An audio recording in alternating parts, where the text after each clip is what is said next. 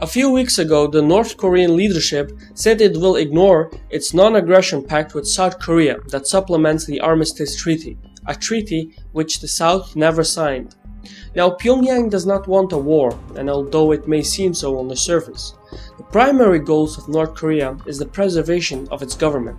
But this can only be done if Kim Jong Un can control the elite. And in order to accomplish that goal, he is orchestrating an international crisis in order to engage in the negotiations with the United States. And from those negotiations, North Korea will obviously make demands. But what are those demands, and what exactly does North Korea want from the negotiations?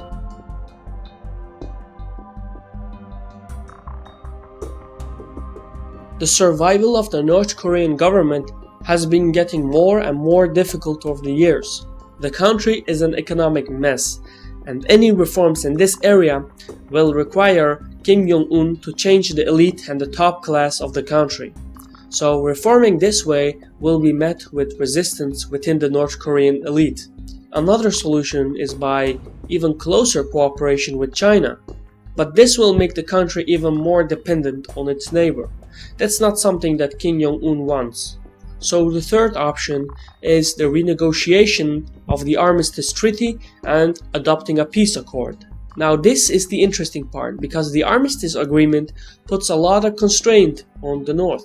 It has kept the country technically in a state of war, and it essentially makes the country unable to attract economic or technical assistance from other countries other than China. Basically, because of the hostile relations between North Korea and the United States, nobody wants to engage in economic and political relations with Pyongyang. So what they need is to be formally recognized by the United States, and the main obstacle of this is the ceasefire agreement and the lack of a peace agreement. And that's what North Korea is trying to force by making threats. It may seem counterproductive, but from the North Korean perspective, moving forward without strength will ultimately lead to the collapse or overthrow of their government. For Pyongyang, the collapse of Gaddafi's Libya validates those concerns. Now, this is not the first time that the North Koreans sought to normalize their relations with the United States.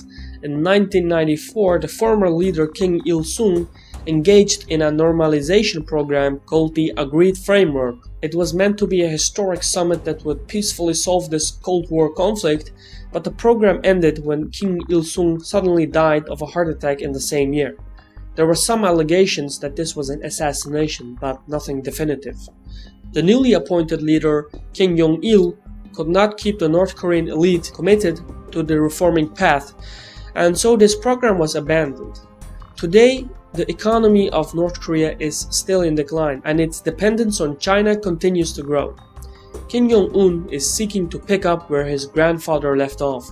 By making threats, he hopes to force the United States to the negotiations, and from there to replace the Armistice Agreement with a formal peace accord.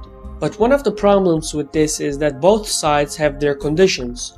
North Korea argues that the armistice was meant to be a transitional measure, and that the country had made a number of proposals for replacing it with a peace treaty, but that the United States had not responded in a serious way. Washington, on the other hand, says it's not taking the negotiations seriously unless North Korea first gives up its nuclear program. So it's stuck in an endless loop. When dealing with North Korea, it's imperative to keep a close eye on symbolic dates. For example, April 15th will be the birthday of Kim Il-sung, so the North may conduct a missile test launch on that day. On July the 27th, it will be the 60th anniversary of the armistice. So this tense situation and provocative actions will likely continue over the next few months. And I think that the United States should take a bigger role.